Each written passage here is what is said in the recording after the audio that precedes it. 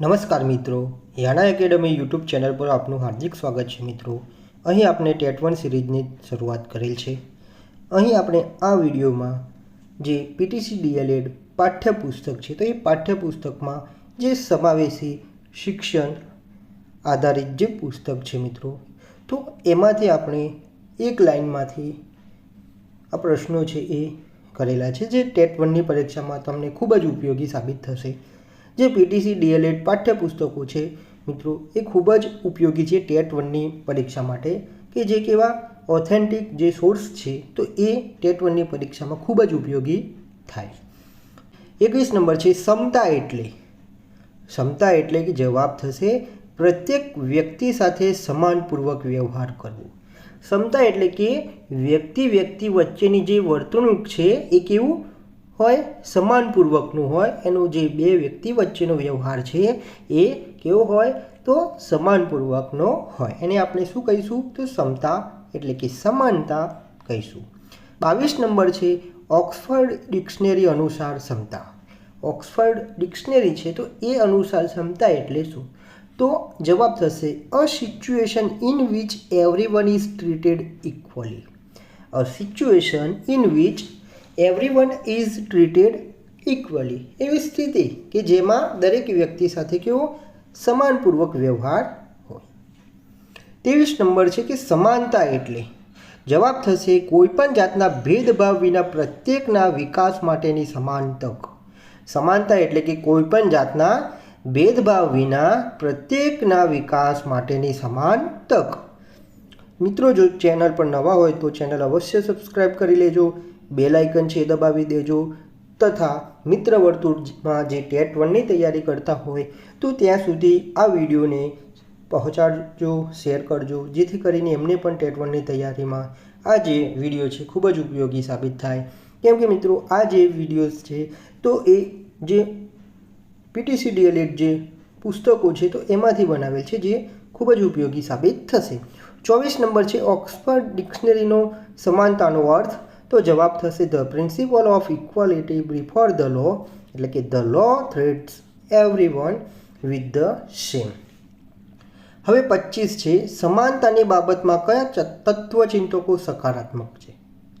તો સમાનતાની જે બાબત છે તેમાં કયા તત્વચિંતકો છે જે સકારાત્મક છે, તો જવાબ થશે થોમસ હોબ્સ, જ્હોન લોક અને રૂસો। તો થોમસ હોબ્સ છે, જ્હોન લોક છે અને રૂસો છે, તો આ કેવા સકારાત્મક છે સમાનતાની બાબતમાં।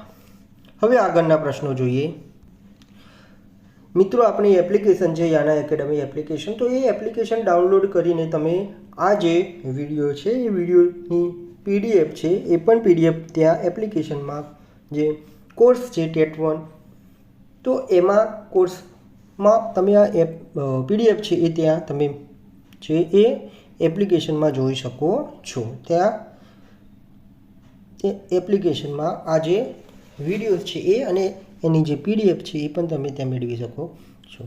હવે અહીંયા છે 26 નંબર। હવે 26 નંબર છે સમાનતાની બાબતે રૂસોની માન્યતા। રૂસોની માન્યતા આપણે સમાનતાની બાબતમાં જોઈએ તો જવાબ થશે રૂસો દરેકને સમાન માને છે। રૂસો છે તો દરેકને કેવા માને છે, સમાન માને છે, ઇક્વલ। 27 નંબર છે હોબ્સના મતે સમાનતા। હોબ્સ જે તત્વચિંતક છે એમના મતે સમાનતા એટલે શું, તો જવાબ થશે પ્રકૃતિએ પ્રત્યેકને શારીરિક અને માનસિક દ્રષ્ટિએ સમાન બનાવે છે। પ્રકૃતિ જે છે તો એને દરેકને કેવા શારીરિક અને માનસિક દ્રષ્ટિએ કેવા તો સમાન બતાવ્યા છે। કેવા બતાવ્યા છે, સમાન બતાવ્યા છે। જ્યારે પણ શારીરિક અને માનસિક દ્રષ્ટિની બાબત આવે તો એમાં કોણ આવશે, હોબ્સ આવશે સમાનતાની બાબતમાં। 28 નંબર છે જ્હોન લોકના મતે સમાનતા। જ્હોન લોકના મતે સમાનતા જોઈએ તો જવાબ થશે પ્રકૃતિની દ્રષ્ટિએ સૌ સમાન છે, એમાં તમામ શક્તિઓ અને અધિકાર ક્ષેત્ર પરસ્પરાવલંબી છે। તો જ્હોન લોકના મતે તો પ્રકૃતિની દ્રષ્ટિએ સૌ કેવા છે, તો સમાન છે, એમાં તમામ જે શક્તિઓ છે અને અધિકાર ક્ષેત્ર છે તો એ કેવા છે, પરસ્પરાવલંબી છે। 29 નંબર જોઈશું રૂસોનો નિબંધ જણાવો। જો આવો પ્રશ્ન પૂછાય કે રૂસોએ કયો નિબંધ લખેલો છે તો સમાનતાને અનુલક્ષીને, તો જવાબ થશે discourse on the origin inequality. Discourse on the origin inequality જે નિબંધ છે એ લખેલો છે. 30 નંબર છે, શ્રીમદ ભગવદ્ ગીતામાં રહેલું કયું વાક્ય સમાનતા સૂચવે છે? તો જવાબ થશે અહમ બ્રહ્માસ્મિ, એટલે કે હું બ્રહ્મ સ્વરૂપ છું, એ સમાનતા સૂચવે છે. 31 નંબર જોઈશું, સમાવેશી શિક્ષણ એટલે શું? સમાવેશી શિક્ષણ એટલે શું? તો જવાબ થશે વિકલાંગ બાળકો અન્ય બાળકો સાથે એક જ શાળામાં એક જ અભ્યાસક્રમનો અભ્યાસ સાથે મળીને કરે તે પ્રક્રિયાને સમાવેશી શિક્ષણ કહે છે. જે વિકલાંગ બાળકો છે તો એ અન્ય બાળકોની સાથે એક જ શાળામાં, કેવી શાળામાં? તો એક જ શાળામાં એક જ અભ્યાસક્રમનો જે અભ્યાસ છે સાથે મળીને કરે તો તે પ્રક્રિયાને સમાવેશી શિક્ષણ તરીકે કહી શકાય. 32 નંબર છે, પહેલા સમાવેશન શબ્દ કોના માટે પ્રયોજાતો હતો? પહેલા સમાવેશન શબ્દ તો કોના માટે પ્રયોજાતો હતો? તો જવાબ થશે વિકલાંગ બાળકોના શિક્ષણ સાથે. આ જે શબ્દ હતો એ ફક્ત વિકલાંગ બાળકોના શિક્ષણ સાથે જ પ્રયોજાતો હતો. 33 નંબર છે, આધુનિક પરિપ્રેક્ષ્યમાં શિક્ષણમાં સમાવેશન એટલે? આધુનિક પરિપ્રેક્ષ્યમાં શિક્ષણમાં સમાવેશન એટલે આપણે શું કહીએ? તો જવાબ છે ધર્મ, જ્ઞાતિ, જાતિ, લિંગ, શારીરિક વિકલાંગતા કે વિસ્તારનો ભેદભાવ રાખ્યા વિના સૌને શિક્ષણ માટેની સમાન તક કે અવસર પૂરા પાડવાની જે પ્રક્રિયા છે તો એને આધુનિક પરિપ્રેક્ષ્યમાં સમાવેશન કહી શકાય. શું કહી શકાય? તો શિક્ષણમાં સમાવેશન આપણે કહી શકીએ છીએ. જો મિત્રો તમે ચેનલ પર નવા હોય તો ચેનલને અવશ્ય સબસ્ક્રાઈબ કરી લેજો, બેલ આઇકન છે દબાવી દેજો, તેમજ મિત્ર વર્તુળમાં વિડીયોને અવશ્ય શેર કરજો. વિડીયો ગમે તો વિડીયોને અવશ્ય લાઈક કરજો.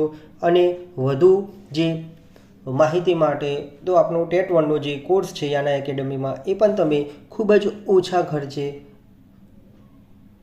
ખરીદીને તમે તેમાંથી પણ તૈયારી કરી શકો છો. તેમાં વિવિધ PDF છે એ ફક્ત ને ફક્ત કેવા તો રીડિંગ મોડમાં આપેલી છે, તો એ ત્યાંથી પણ તમે રીડ કરી શકો છો PDF, જે તમને ખૂબ જ ઉપયોગી થશે. હવે 34 નંબર છે, યુનેસ્કોના મતે સમાવેશી શિક્ષણ એટલે?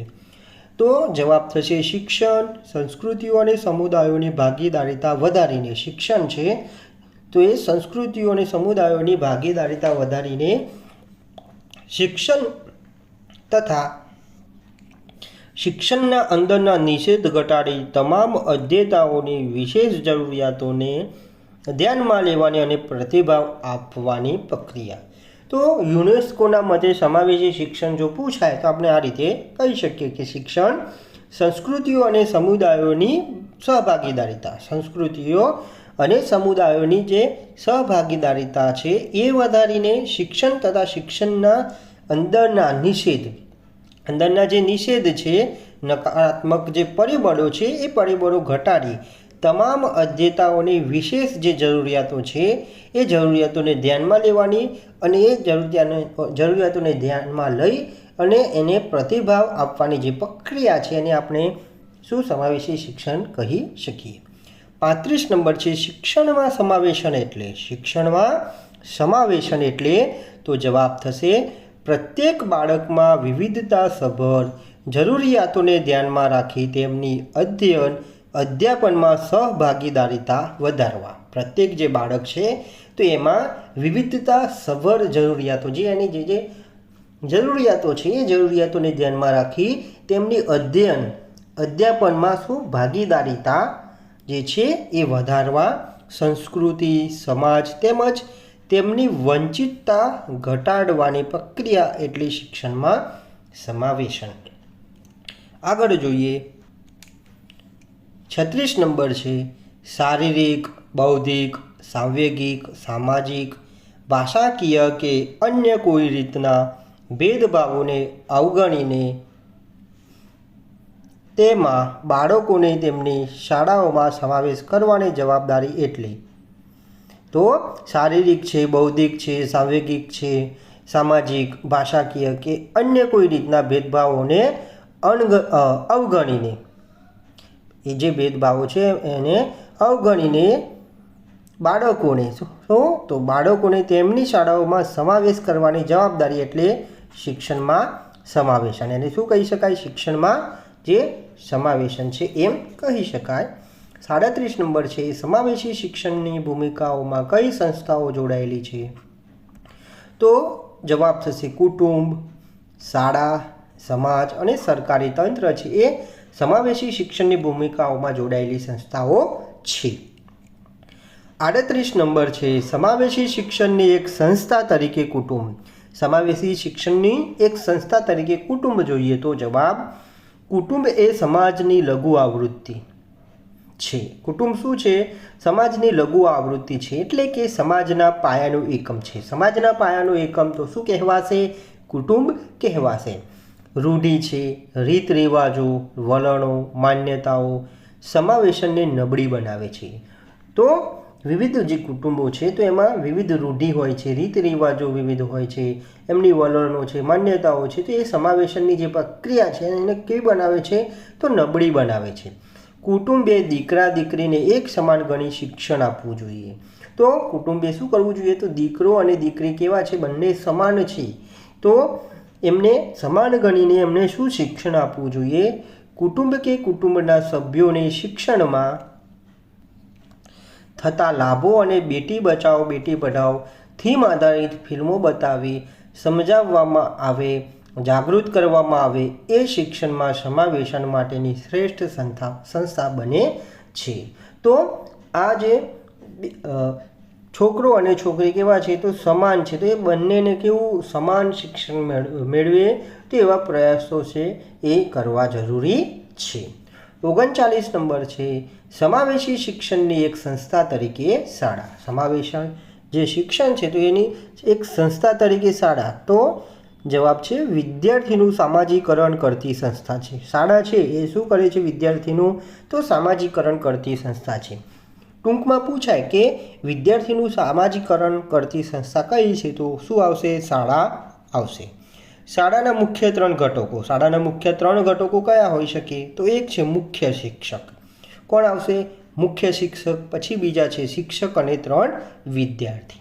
ત્રણેયની વ્યક્તિગત સમજણ તથા પારસ્પરિક સંબંધો સમાવેશી શિક્ષણને અસર કરે છે. તો આપણે શાળા જોઈ સમાવેશી શિક્ષણની એક સંસ્થા તરીકે.